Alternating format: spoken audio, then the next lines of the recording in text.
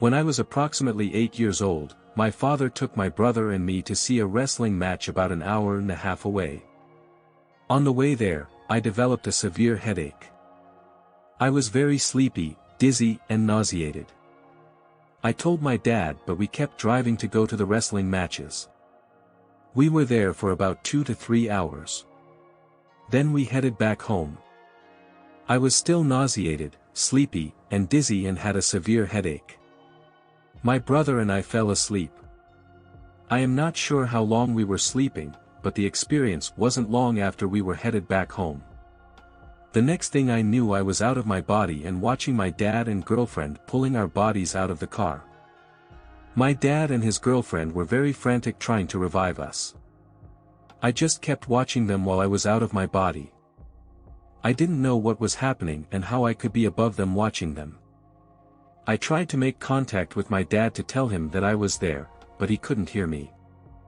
I couldn't feel him touching me when he was trying to work on me. I could only see everything that was happening. I was not scared at all for some reason. Then I saw the beautiful bright light that started as a dot but got bigger and bigger. The bigger the light got, the farther away my dad's voice got.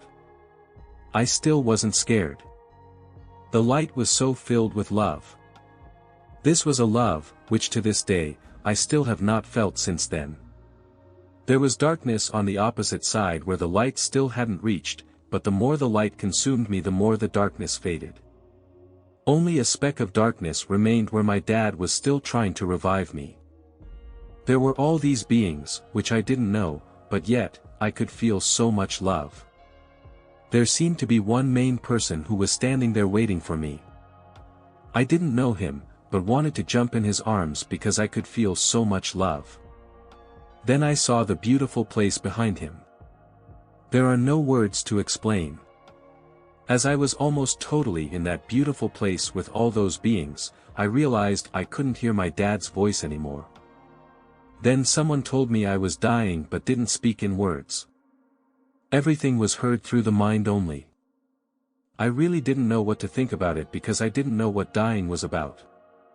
I thought about when an animal dies and doesn't come back, and that's when I started to be afraid. I was afraid because I wouldn't see my dad anymore where I was going. I asked the main person if I could go back to my dad. Yet, I wanted to stay there because it was so beautiful. He told me to turn around and I can go back to my dad.